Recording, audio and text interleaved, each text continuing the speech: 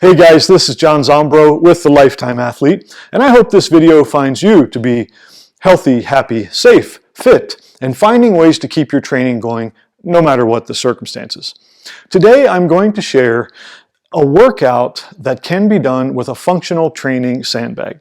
So this is a functional training sandbag, and I make these and use them with many of my clients, with my workout groups, and also this is the primary resistance training implement in my conditioning program for backcountry hunters and mountain athletes called Fit for the Field. So if you'd like to check that out, I'll make sure the information is available for you.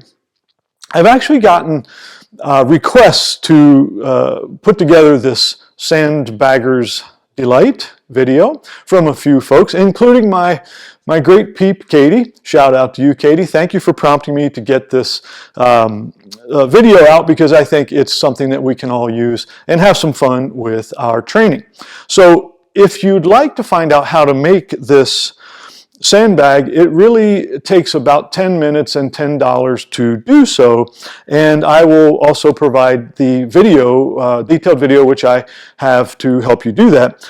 But this is all about creating the win. Let's say hashtag no excuses. And so if you happen to have a backpack or a gym bag or even a large purse, you essentially can make a weighted implement that you can do the exercises that we're going to perform with.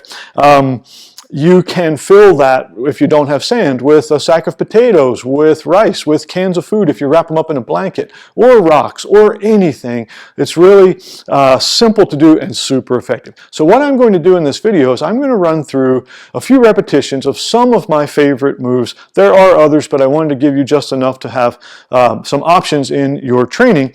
And then I'll come back after we look at the movements and talk about ways to put those together to create some fun and effective workouts for your training.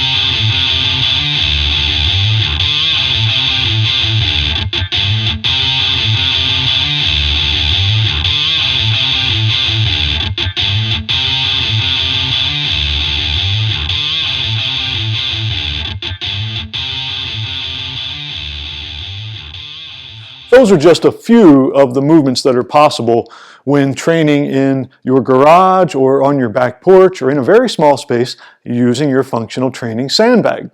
We performed the deadlift, the back squat, the push-up, the row, the overhead press, the three-way lunge, the curl, the good morning, the Zircher Squat, the front raise, and the Goblet Squat. And I also threw in a little bit of jump rope, which is optional. So here are a couple of suggestions of how those exercises could be put together into 3 simple and effective workouts. The first one, let's say your goal is to build strength. And when you want to build strength, we probably want to use straight sets, or in other words, performing multiple sets of one exercise and completing all of those before we move to the next exercise, and so on. Now, the order of these things could be mixed up, certainly, but for a strength-based workout, we would do straight sets, and my suggestion would be do the first set of about 6 repetitions with this fixed weight to get your form down. The second one, build some circulation and a little bit of fatigue up to about 10 reps, and then go to failure on that last set, which is what's going to stimulate the strength and hypertrophy gains. It's going to vary as well. The sandbag that I was using for the demonstration was a 40-pound sandbag, and so for some of the exercises it's fairly light, so reaching failure might be anywhere from 15 to 30 repetitions depending upon your sandbag and your current conditioning level. It's very important to take ample rests or breaks in between those sets so that you can come back fresh and strong, and a small rest also between exercises, and that's the most appropriate way to do workout number 1. So behind curtain number 2, we have workout number 2, and that's performing circuits. There are infinite ways to perform a circuit, but all a circuit exercise program or routine is you do one set of each of the exercises all the way through, and then you come back and do another round or more, depending upon how many circuits you're shooting for. One suggestion would be to do about 8 repetitions of each of these exercises, and taking briefer rests, because with this we're perhaps getting a multiplicity of conditioning elements, and some amount of aerobic conditioning mixed in with your strength and mobility can be happening.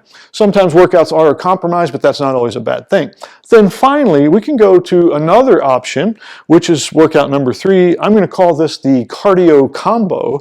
And so for this, you pick any aerobic exercise that you might like. It could be walking, it could be using the jump rope, or if you don't have a jump rope, I oftentimes recommend the invisible jump rope, going out for a short run around your yard or street where that is appropriate to do. If you have an exercise bike, doesn't matter, but here's basically what happens is you do a minute of the exercise, then you do a minute of your preferred cardio activity, and you go through completing that sequence. And that's probably the biggest sweat fest, potentially, of all of these sessions. But each of these has its merit, and it's fun to mix them up. I just wanted to give you some great ideas for training, and I hope that you found this useful. Until next time, this is Coach JZ signing off from the Lifetime Athlete, where you can achieve peak performance at any age and become hard to kill.